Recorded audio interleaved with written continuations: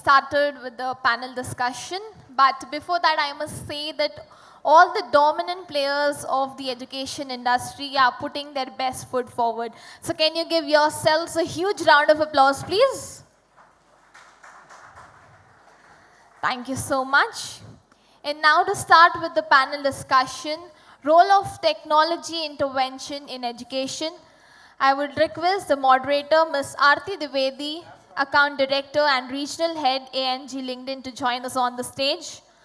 Along with which I would request Professor Anil Kashyap, President and Chancellor, NICMAR University, requesting Dr. Y.S.R. Murthy, Founding Vice Chancellor, RV University, Professor Dr. Sibaram Khara, Vice Chancellor, Sharda University, Professor B.J. Rao, Vice Chancellor, University of Hyderabad, Professor Dr. S. Sreenivasa Murthy, Director, Institute of Public Enterprises on the stage. Also requesting Dr. J. Girish, Chairman, GMR Institute of Technology to join us on stage. Mr. Bhupesh Daheria, Managing Trustee, Aegis School of Business. Also requesting Dr. Sandeep Shastri, Director, Academics, NITTE Education Trust. Ms. Prashasti Rastogi, Director, Coursera for Campus. Mr. Raj Vangapandu, President, German Varsity for Advanced Studies, Germany. And Mr. Ankit Aggarwal, Founder and CEO, Unstop. Can we give all of them a huge round of applause as we now start the first panel discussion of ELCA 2023, Role of Technology Intervention in Education. Yes, so before we get started with the panel discussion, once again I request all of you to be very active on your social media. After the first panel discussion, we will be announcing the winner who's been most active. Also requesting you to use the hashtags, please tag ELCA and ObserveNow. So that's how we would be tracking you. And the ones who are active the most would be receiving some exciting gifts. So let's make this conclave a lot more interesting with the industry presentations, social media posting, and panel discussions.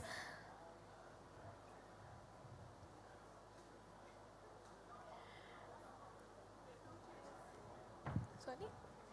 Yes. Right, now that all the panelists are on the stage, once again, can we give all of them a huge round of applause, please? Thank you so much for joining us.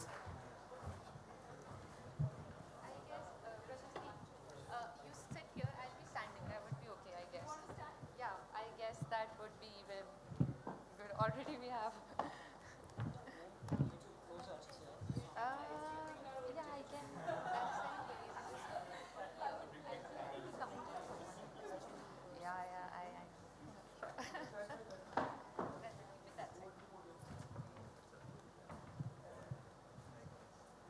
Thank you.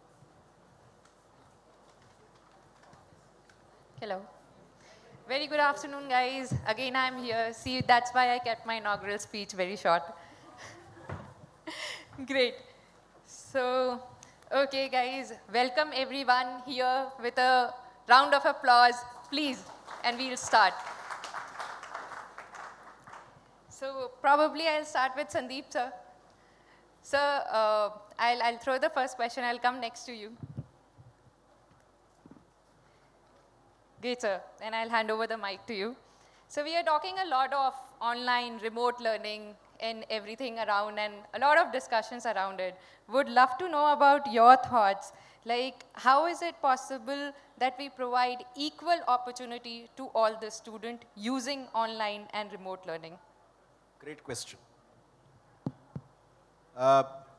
We have all decided we will not take more than 3 minutes to make our point.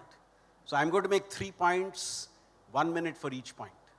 My first point, I think if we have to really focus on all our learners, I go back to what we in the Karnataka Youth Policy, where I was the chairman of the drafting committee, we put in as the tagline, learner first, learning always.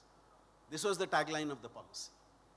And as we discuss education, can we bring in the learner into that dialogue. That I would request the organizers that next time we do something like this, there should be a few representation of learners also.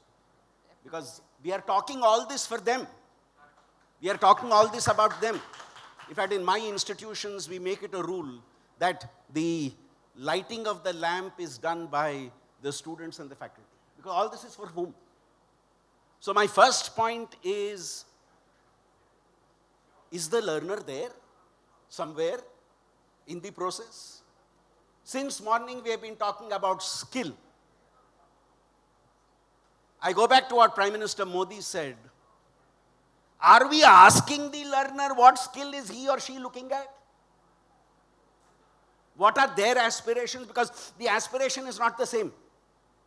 I sometimes wonder whether in that skill, the S has been forgotten. And you know what happens to the rest of the word when you take out S. Skills has become minus S, you know what it has become. But for me, that S is very important. S is about the self. Self-awareness, self-understanding, self-regulation, that student, that learner, he or she as part of the process. My final point in this first point, everybody talked about 2030. Nobody talked about 2050. In 2050, 27% of the employable population of the world will be from India. 27%. Have you thought about that? Quickly, point number 2. And I don't mean to say this to hurt anybody. Are we in an ecosystem where we want to blame teachers for all the problems? Have we empowered the teachers? We started many years ago Mission 10X with Wipro, where we told Wipro, you don't come, you empower the teachers will transform the classroom.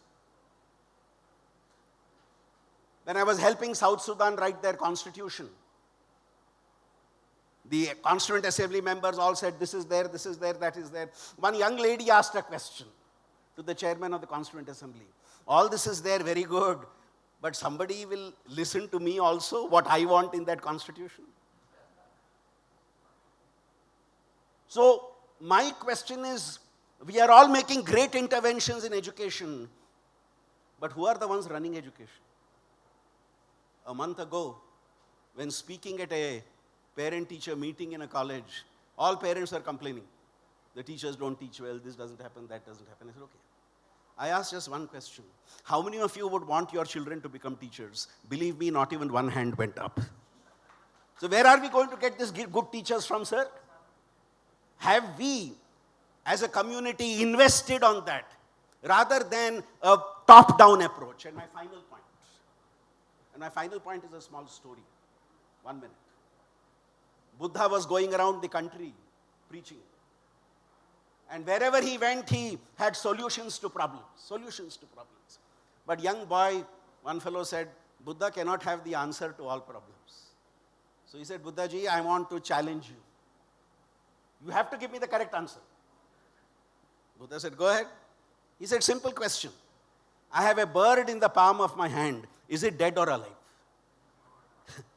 The boy's plan was, if Buddha said alive, he would sadly crush the bird, kill it, and then open his hand. If Buddha said dead, he would open his palm and the bird would fly away. But Buddha gave a great answer. He said, young man, whether the bird is dead or alive is in your hands. Whose hands are we talking about? Is the learner and those who the learner spends all their time with, are we investing in them? For me, NEP focuses on that transformation. Great, sir. Thank you so much, sir, for sharing all this. I guess we all enjoyed that. And definitely it's about a student. Next question to you, Raj. Now, how you feel that technology, we are talking about a lot of technology usage here. How you feel that, as even sir said, about the problems and the challenges, how it can help our students. So if you can just add some of your thoughts. Okay, I would like to divide this technology word into two sides. Using technology to skill our students or empower our students, and also the technology actually what we are teaching. These two things are actually, two different things. And so believe me, as actually I'm sitting in Germany, several professors and several universities of us, they're not ready to take a digital courses. They are not ready to actually, away from the conventional methodology. But for the country like India, definitely we need to utilize the technological platform opportunity to give a performance aided courses to major number of the students. This is very, very important for us. And also, as sir mentioned, from teacher to the student connect. And also, just take the basic thing like we have 5 senses. In that 5 senses, I think with the 3 senses like seeing, hearing, and also practicing. With these 3 senses, definitely we can achieve the quality of education what actually our ancients taught. We are actually, we need to utilize the technology to repeat our formal education and also formal practices, and also indulge the new methodologies and what industry is talking. This where actually one side we need to build the technological platform where based on the robust formal education what we built earlier. And other side, we need to understand the day-to-day and also maybe future technologies we need to adopt into it. We need to indulge into our regular practices. And this is what actually also giving opportunity by our new education policy with this multi-entry, multi-existing. This is giving a lot of leverage. We should actually utilize these tools and also practices within our practices. Great, great. Thank you so much. Thank you so much for that answer.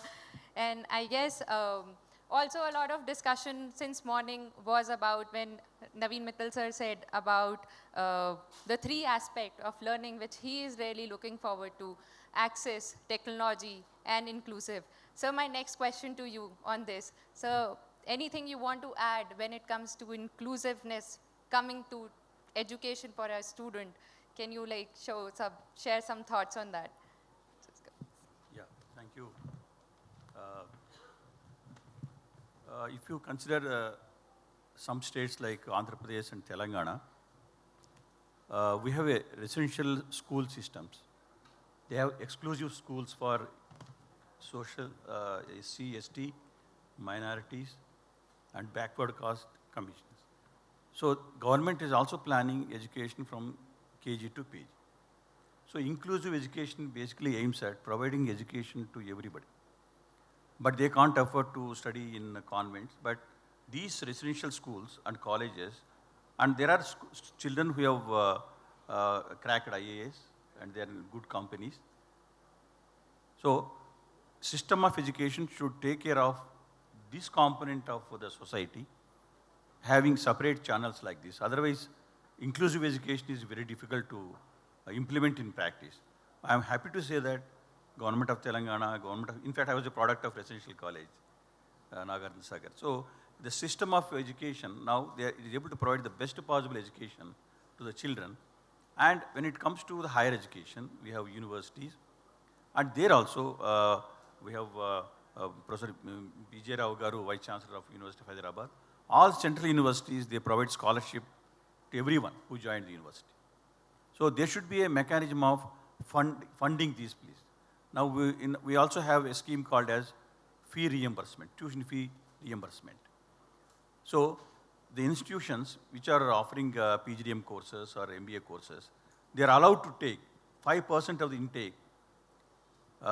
These seats, 5%, for example, intake is 60.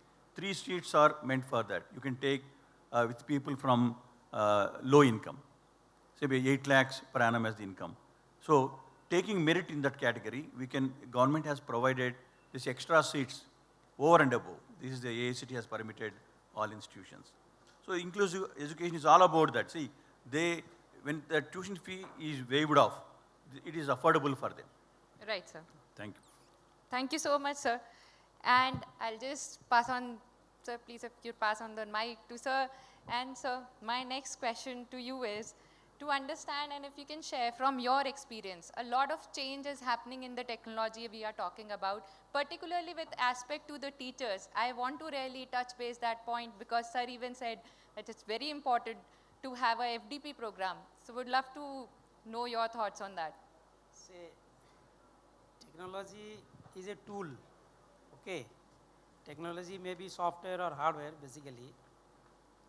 I will take an example that hardly there will be any tool we are imagining that not available in the market, specifically in such an advanced technological era. I will take example of the, the film Adipurush. So your script is there, camera is there, all advanced type, and actor is there, brilliant actor, everything is there. But unfortunately, film, lot of criticism and did not take the 700 crore investment to make the film. So in any education institutions, you have ample opportunity. Since morning also we are seeing the vendors, they are presenting, and lot of other technology is available, which can be used in the inside the classrooms by the faculty. All these can be incorporated very appropriately in their pedagogical approach when they are engaging the students in terms of content delivery or through the activities and other things. Other aspect is that your institution building.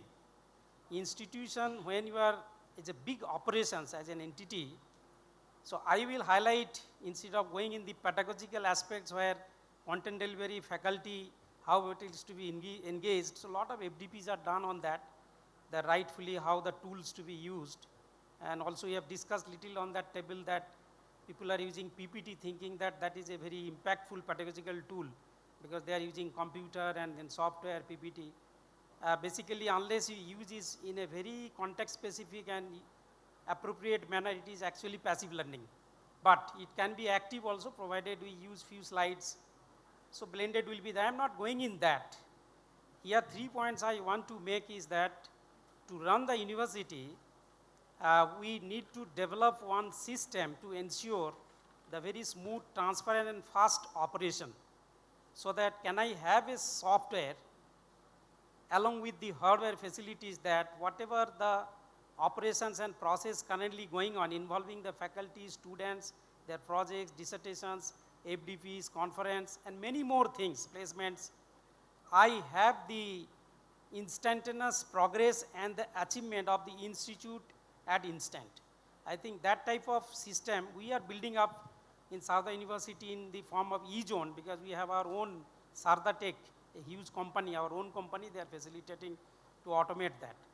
And second point I want to make that NEP, I can take that point. They are telling that very language specific content delivery. Now they are telling in engineering as well as in medical also, in Hindi and Telugu and all regional language books are coming up. One big challenge is that in the inside or a particular batch of students you handle, how do you use the multilingual content delivery? So will you fragmentize and you have very language specific faculty? That will not work. So I will highlight upon here that yes, we can take the technological support. So we need to think that natural language processing and other language converter, can we come up with the software where teacher will take the class and taking the class in Hindi or English or any regional language, but students using the headphone, they are interpreting everything in their own language. So there actually technology advancement has to be there. And third point I wanted to mention here is that we are facing the problem in every institute, a lot of manpower time is wasted in building the timetable because you have infrastructures, you have faculty, courses, mapping, batch size, open electives, then multidisciplinary courses. I think everybody is facing problem. How no, I don't involve any faculty coordinator, such a big university where 130 programs running, 24 departments, hardly any program is not running in the university. How do I, with that infrastructure, make a timetable instantly without involving much faculty and wasting time? So a smart timetable maker software, AI based, at instantly it is to be generated. So those are few things we can think that automation, the advancement is required. So thank you very much. Amazing, amazing, sir. Thank you so much for sharing your thoughts. And next question to you, sir. Sir, any educational technological breakthrough which probably you have heard of recently and would like to share probably with the audience, which you really feel was a good one to know? I can talk about my own university's experience, and tech, of course, helps in the education sector in a big way. As my earlier colleague mentioned, like right from admission onwards to examination and multiple stages, timetable, elective bidding, fee collection, across it can contribute to the university's processes. Our university is into third year of our operations, but we have been established by a trust which is nearly 83 years old. When we started our operations, we carefully crafted a vision, and that vision is to be a world-class, tech-driven global university for liberal education. So we attach a big importance to the tech-driven aspect, and so we, of course, all universities require IT support, so require a university management system, and we have gone for Creatrix, for learning management system at our campus, and in addition, we are using SAP for a student life cycle management, and we have taken Coursera licenses for, and in fact, that has helped a lot, it has not, there are no limits to learning. We were pleasantly surprised that many of our faculty members have taken those courses offered by some of the best institutions across the world, or even industry certification programs, and they are improving their skills, and in turn inspiring the students. And our students are also using the these Coursera courses, and we have also, all our classrooms are smart classrooms, and there are interactive displays, Wi-Fi enabled. So, of course, there are any number of users. The new AI tools that are coming up are going to be used a great deal, and there's a great potential. Thank you. Amazing, amazing, sir. Great. Prashasti, see, Coursera is quite famous. Sir is like in all applauds of it. So my next question to you is, how is Coursera helping the institutes, the academic institutes here to provide that access to every level? So would love to hear your thoughts on that. Thanks, Aarti. Thanks, Dr. Murthy, for already laying the ground for what I was about to say. So Coursera, how it started, the foundation. So Naveenji in the morning talked about technology, access, and inclusion. Technology is actually the center of access and inclusion, and that's the founding story of Coursera. 2012, two Stanford professors, Dr. Andrew Ng, Dr. Daphne Koller, they decide that there's so much of wealth of knowledge in these classrooms that there are at the Stanford University. How can we make sure that we can democratize learning by giving access and include all these students globally to benefit from what the classroom learning is happening? And there's so many professors and academicians here in the room. They always are thinking about learner first. So from the learner first approach came out Coursera, which is an open online courses. Because they were taken by millions and millions of students globally, it became massive open online courses, which is the, so to say, the grounding word MOOC was formed. And that's how Coursera was born. Till today, Coursera is working completely on the philosophy of how to empower faculty, how to make industry as an educator within the classrooms, and how to make sure that the learners have access to choice-based learning. And working with about 7,000 institutions globally, which includes governments of many, many countries, almost top corporates, about 3,000 of them, we train their workforce. And then campuses, which is all the campuses, some of them, many of them are here today. What we've learned is there are 4 top-of-the-mind problems that campuses are trying to solve. And technology steps in as enabler in all 4 of them. One is, how do I continue to strengthen my academic excellence? At Coursera, because the platform enables you to do stackable learning, which could be a micro-learning, which is a 5-minute clip on one learning objective to a degree. And what we have also done is we've gone ahead and integrated AI and built two important pieces of making it adaptive and very, very inclusive. One is Course Builder, which is AI-assisted module for faculty to just create courses using some text prompts, and Coursera content and their own content can be mixed together to build courses which are customized and run by the faculty, designed by the faculty. All is powered by AI. Second thing is, while learning is happening in classrooms, there's a lot of learning happening outside the classrooms. We built Coursera Coach.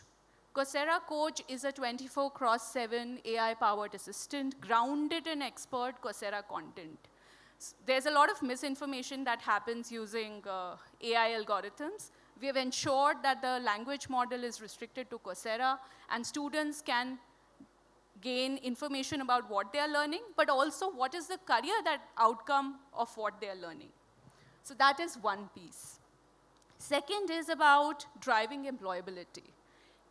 Graduation outcome and university outcome. Both are, how are we building the workforce of tomorrow? How capable our workforce is? And are they only job seekers, or also they are also job creators? Ankit here is a job creator that we are talking about, and his institution has done a good job of making sure that he gets those values. So Coursera launched something called Career Academy. Career Academy is basically, what are the entry-level job roles? What are the industry skills that industry is looking for? How can we enable students to choose those jobs, learn for those jobs, demonstrate hands-on learning for those jobs, and also apply for those jobs using industry as an educator, and this is done through industry micro-credentials. Third piece is about rankings and brand perception. I think it's a very competitive market of education, and if I may call, education is, while it has a social concept, it also has a business concept. You all have to be sustainable, and you have to continue to deliver excellence, which is why rankings and brand perception is important, student perception is important, rankings are important, employer perception is important. Therefore, employability and academic excellence contributes to that. And fourth is, like all businesses, how do I grow my revenue? The goal of the country is to grow our enrollment ratio up to 54%. This enrollment ratio gets limited by infrastructure capacity that we can add at universities. Online and technology empowers the university to reach a student who cannot physically be present in a university and learn the same quality that is being driven in the classroom if the universities go aggressive on online education. And Coursera as a tool has been able to help a lot of universities go online in that direction. So I think technology is an enabler. You can use it the way you want and get the outcomes that you like. Amazing, amazing. Thank you so much for sharing, sir. Ma'am, next question to you, sir. So there is online learning, and then we have our teachers here. A lot of them are here. So where you find that balance, sir, where you see that blended learning can come into picture. So would love to know your thoughts on that. Yeah, definitely. Thank you. And the benefit of having such an august panel is that, and speaking in the middle or the last, is that number of things have been already covered. It is definitely an enabler. I would echo what Prashasti has just said.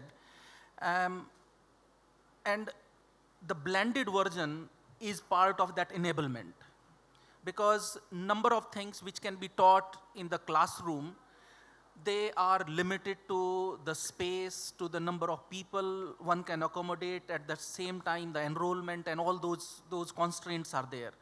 Whereas some of the blended learning can go and cross those borders of the classroom boundaries, and it can reach out to the bigger audience, but at the same time it can be restricted to that same audience in terms of reaching out to the select, and there are ways and means, and technology can help enable that. So the balance between blended and the sort of physical learning has really been after this COVID pandemic, when things have shifted into online, and then all the policies as well. NEP always talks about 40% online content can be delivered. But and I remember coming out of COVID in my university in UK, we were all talking about what is the experience of this online learning. And many student surveys were done, and there were lots of paper written about the experience of students on this purely online learning. Many students were really dying to come to the campus, and they said they want to have a campus experience, because it is not only the classroom teaching, but there is a wider experience in the university which people like to have, and students want to have that experience.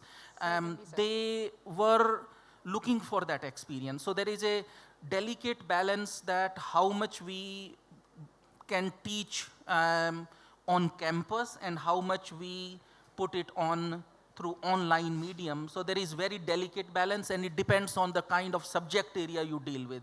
If it is a more interactive subject like media, photography, digital, all those things, or computers with use of labs, etc. So that is really not conducive for online content. Whereas certain programs which can have more online and less of the physical. So it is really a question where we have the kind of what kind of target audience we are dealing with, what kind of people we are dealing with. But definitely technology has enabled, and in order to provide access to wider and beyond the classroom, this is true. And how we leverage it is depending upon the individual institution or the tutor, and we can really make best of use of this technology. Certainly, sir. Thank you so much, sir. So the next question would somewhere build around from the last question, sir. How we can make sure that when we are giving online learning to our students, it can be interactive? I want to really go to the basics. Learning is entirely do-it-yourself exercise. Fundamentally, it's your exercise. Now, all the online tools, real teachers, resource material are external objects. Unless the external objects evoke deep curiosity, deep interest in the learner, learning will never happen. Content transfer will happen, but learning will never happen. So, if we want to generate an online platform equivalent to a human teacher, we must generate content which is extremely interactive, because during learning you ask important questions. You ask how this thing happens. Why doesn't things go the other way? Unless you are able to answer online in an interactive manner, learning will never happen. Human mind has more questions to ask than answers to seek. That's how the human mind construct is. So therefore, all the online platforms that are going to be successful in future must be interactive. And I do not see any interactive platforms as of now. They are mostly static platforms trying to convey one-way information. Those things will never happen. Those things will never work. So therefore, it is important to generate online content which is much more interactive, much more thought-provoking, much more inquisitiveness-provoking, and much more ab initio thinking-provoking. Because the mind is always ab initio. Mind wants to understand how things happen from the ground level, from the basics level. The moment mind understands things from its very basics, ab initio, then there will be eureka moment.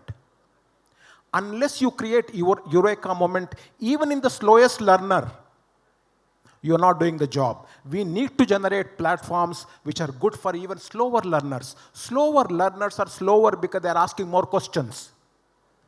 They're asking maybe more complicated questions. That's why they're slower. We banish them aside, but they are more intelligent people if they're asking more questions. So therefore, any platform that doesn't respond to the human inquisitiveness, human questions will fail. Ultimately, we have to design a platform which is nearly equivalent to Richard Feynman. If you recall, Richard Feynman was one of the best teachers in physics who used to enthrall thousands of students by his mode of teaching, which is very informal, very deep, and very, very provoking. That learning is experiential learning. That is immersive learning. But then the learner feels, my God, I didn't know about it. I knew it now. I know it now. I know it now is the feeling that we must generate. That feeling is not easy to come by. It's very difficult to come by. Therefore, generate interesting resource material. Do not generate hard material. Do not generate material which is taxing on the mind. Generate simple materials, asking questions, provoking inquisitiveness, connecting with the learner to his or her level. And then the learner himself will feel, okay, now I must go to the next level. And he or she will go to the next level. And resource material must be stratified. We have one box fitting all. It doesn't work. Different human minds work differently. So we need to have stratified learning material. We have a long way to go on online material content design. We need real new methods.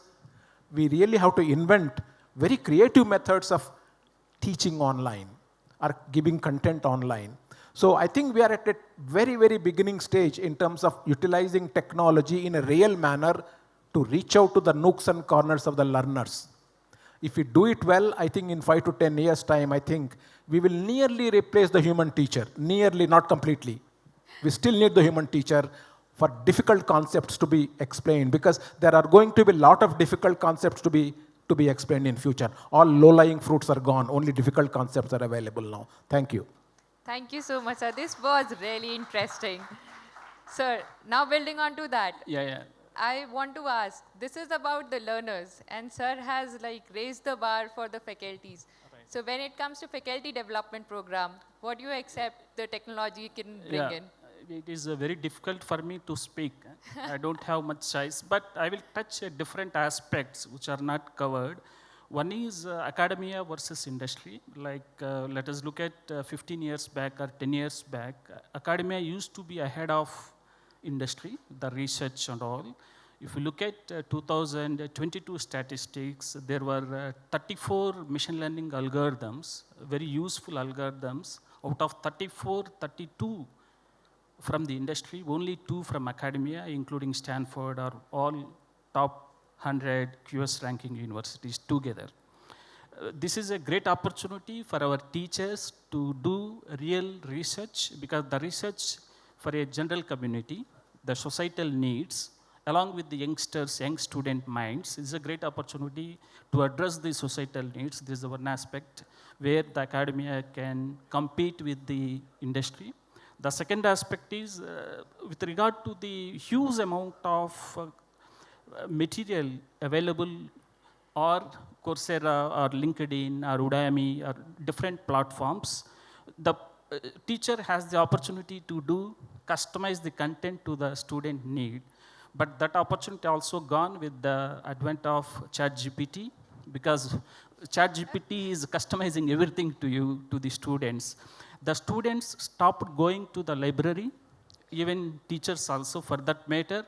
If we don't change agile our teaching, if we don't excite the students to sit in the class 60 minutes, very precious time, then students will avoid the classroom also, because they have the content, customized content available. ChatGPT is so powerful. I don't know how many of you are using $25. If you spend 2,000 rupees, you can do all kind of computations, MATLAB, finite element analysis, whatnot. It's very surprising to me. And even if it does some mistake, it is learning, because AI is behind, it can improve later on. So therefore it is, but at the same time, students' perceptive, it is a golden opportunity to the students, because student, whether he is in a village or in US or anywhere, he is getting a quality content, same content. If a student search for something in Google or ChatGPT, wherever it is, he will get the same content. That is a golden opportunity for the student to learn. Actually, the student learning has improved. We need to be very careful, because CBSE has introduced data science. The students are learning at school level itself. If you don't excite them at a higher education, why student will come and sit in my classroom? This is a serious question. We have to, all teachers need to be agile. The third important point with respect to the government is, at least AICT is thinking, UGC is thinking, the teachers can acquire certain amount of credits and they can teach even artificial intelligence and data science. This is very important because huge resources are available to us, but everyone is looking at AI, artificial intelligence, data science, and all. What happens to the other professors? So because it is very important, at least the government is thinking, because irrespective of the background, whether it is a mathematician or science or any branch of engineering, the student, the teacher should be agile, and if they acquire certain amount of credits, they should teach. That is how we can, I think, at least the teachers knows that it is nothing from sky, artificial intelligence or data analytics, because data science is 100 years old. Whatever the fundamental concepts we know in engineering or science, same thing is applicable. Only artificial intelligence is capable of handling complex issues because of the computational power, nothing else. I think these are the 3 submissions to you all. Thank you, one and all. Thank you so much, Dr. Girish. Sir, again, now I want to make it interesting because I want to pick something which Sir said. So what are your thoughts, sir? How we can make the learning experience for a student more engaging and more adaptive for them? The classroom teaching I'm talking about. So Dr. Rao actually laid down the fundamentals how human being learns. And I think all edtech companies, all educators, all teachers, universities, government across the world has forgotten how human being learn. Human learns by establishing dialogue, observing things, contemplating, digesting, applying, and feedback. Now this unidirectional flow of information, which we as a teacher, we call it, we are passing knowledge, is past, it has never worked, right? And by creating the regulation, we are still enforcing that. And irony that most of the edtech companies are still reproducing the same format, which is passing the information. Passing information is a useless phenomena because you don't learn by actually just watching the videos or observing somebody, right? That's very small part. So content is, enormous content is there. And ChatGPT, if ChatGPT was born in India, perhaps we would have given a name Saraswati Devi, right? Now, 6 months back, we had a meeting at Aegis School. So we teach data science and AI, right? And we know how powerful this data science and AI is. So I call it as like a Brahmastra. So our director, Dr. Kulkarni, called up all the faculties meeting, said, that was in January, embrace ChatGPT or resign, right? Because students are learning. So students now are learning, solving assignments, and ChatGPT can establish a dialogue, right? Just 2 days back, I was trying to really, I spent roughly around 2 to 3 hours with ChatGPT for almost 5, 6 months. I was trying to really write a code on eyeball tracking. And I can challenge, at least 99% data scientists in this country cannot write a code for eyeball tracking, right? Just try with your ML engineers. And to my surprise, ChatGPT spit out me the script for the eyeball tracking. And I could establish a dialogue just like in a Greek courtyard, I am sitting with Sarkwati and establishing a dialogue that why it is not working. And it is telling me that yes, it has got the limitation and you need to really use special hardware. And it could really establish a dialogue. And I was learning because I am not expert of eyeball tracking. I teach deep learning, but eyeball tracking is absolutely a different area. And I was amazed to see that this kind of dialogue, perhaps 99.99% teachers across the world can't have, right? So my submission is to all the teachers, all the faculty members, you have Saraswati Devi in front of you, which is free of cost, and plus paid version is $20. I don't have any stake in OpenAI, by the way. And this is such a wonderful tool because you as a teacher, you have to start learning. Otherwise, student will ask you that why the hell I should attend your classes, because your intelligence 6 months back, I had a shock. First time when I used it, I realized that my intelligence and my knowledge level is just like a mammal in front of a chat GPT. So we as a teacher, we need to really embrace this tool, learn it so that we can really guide a student and we can really pat them on back, which AI cannot do. So technology is there, but human is needed, we as a teacher. So we need to reinforce our place in the class. And that's what we do at Aegis. Thank you so much, sir. I guess I would certainly echo to what you are saying about ChatGPT. It is something, if you invest time in it, it is something which is really, really helpful. So Ankit, my question to you now.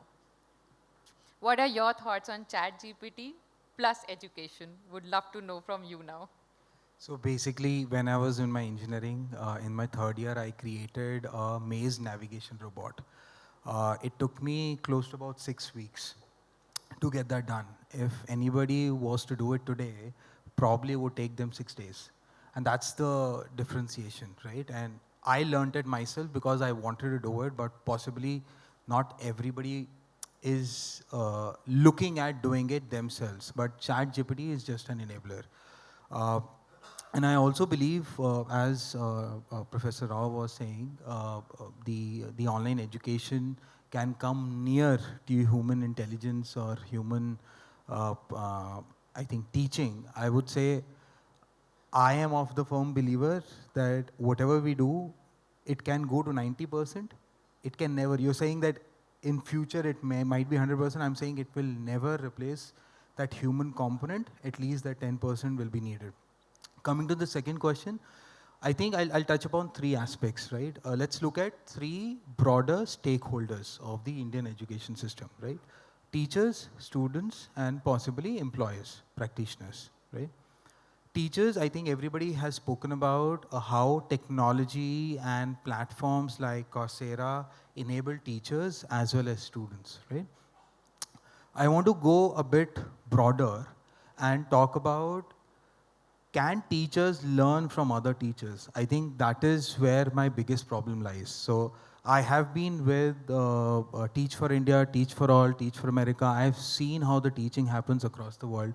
I've seen how the students' learning gets impacted when the teacher planning and methodology changes, right? Now imagine let's not talk about UGPG, right? Let's go to grassroots primary. In primary, if there is a teacher in India sitting in Delhi teaching 40 students in maths, right?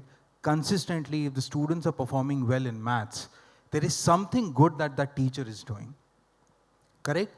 Now, there is a teacher in Chennai or possibly in US where the teacher is not able to upskill his or her students, right? There has to be learning which can be given from this Delhi-based teacher to that teacher, right? Can we create those platforms? The platform that was created by Teach for India, Teach for All was called Firki, and the tagline was Train the Trainers. And the whole point was that every teacher creates a lesson plan, creates a methodology for every lecture, correct? Can there be mechanisms to share that? The second aspect is, right now, more than 30% of the teacher vacancies are not filled. Everybody is vouching for teachers. Can we go for the gig economy where we can share teachers?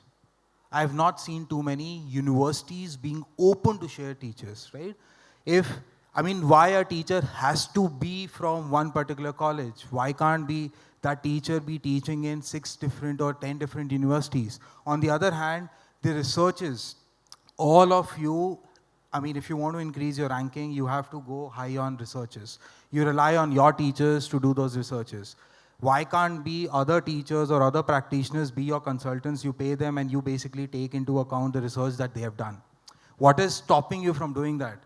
And only the technology advancements will enable you to get that on a single platform and to sort of enable.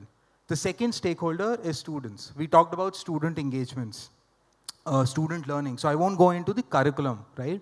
Now, in many colleges, attendance is of paramount importance, right? 75%, 70% or so. Ideally, it should not be there because students is paying money to learn.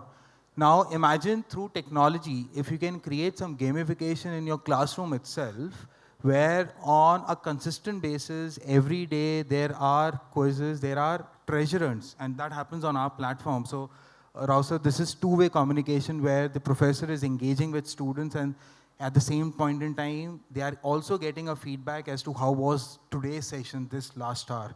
And what we have seen is that when you do these engagements which are consistent and you open it up for all students, the students are more motivated enough to basically see that, hey, today after 5 lectures, I am number 2, the other person is number 1. Let me be attentive or learn certain new things. Maybe after the next lecture, I may become number 1. So can there be a real-time leaderboard in every class, every section, and forget about any other exams? Right? Why do we need to have end-term exams or mid-term exams when you can actually do it on a consistent basis? And that's student engagement, which is two-way, right? The third thing is about the employers, right? As I spoke about in my session, there are numerous students, there are numerous employers, but we definitely need technology intervention to provide that accessibility and scale, which Unstop is doing, to ensure that students are reaching out to the right employers and vice versa, so that the dots get connected and eventually everybody is learning to make their career. It's true, right? No matter what. Whether they're creating their career or going into entrepreneurship, it's basically they want to see their future, right? And for future to happen, they also need to see whether they can actually work with the employers, not to get a job, right? But can there be an experiential learning through internships, through projects, or maybe through guest lectures through them? I think technology plays a very, very critical role. We just need to identify, we only focus on learning, learning, learning. I think all those things are still getting solved in some way or the other. Beyond learning, how do you implement that? How do you do the practical aspect to it? And how do you motivate them to keep learning is something that technology is solving now. Thank you so much, Ankit. I guess a lot of learning from here has happened. We'll open the forum for the audience. Any question, we'll take it. Only one question, so it's a bonus offer. Any one of you can ask one question. Finish it. So sorry, that offer has even gone. Thank you so much, all the panelists. It was amazing. Thank you. Thank you so much. Thank you so much. Check. Check.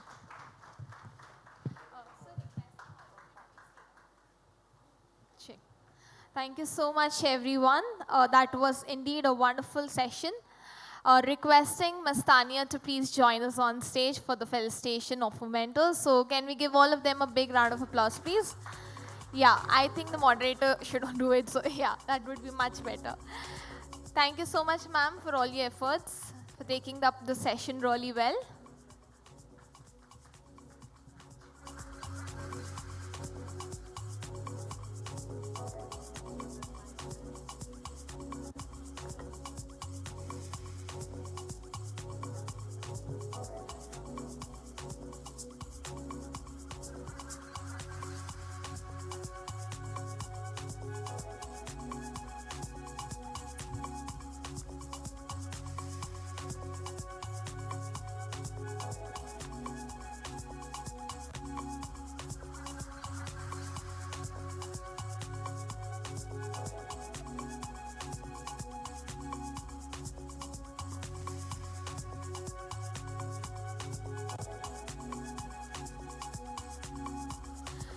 Yes, so guys, now we are going to announce the winner who's been really active on social media. So thank you so much for that. So this is going to be the first winner which we are announcing for the day. We are going to keep doing it after every session. So please be active on your social media. Keep posting. Use the hashtag ObserveNow, Elka. Keep tagging them so that's how we would be getting to know. So please keep posting. We'll be announcing the first winner now, post which after another session, we'll be announcing the next winner. So this is going to happen throughout the day. So I request all of you to please be active on your social media as well.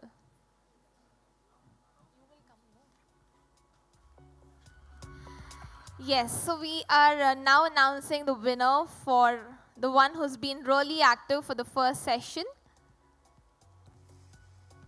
Yes, requesting Ms. Tanya to join us on the stage.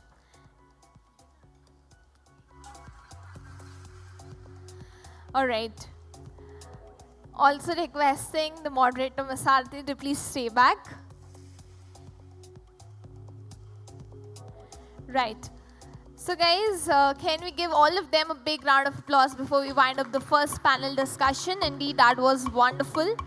And the winner for the one who's been really active on social media goes to MNVVK Chaitanya. So requesting Mr. Chaitanya to please join us on the stage wherever you are. Can we welcome him with a big round of applause, please?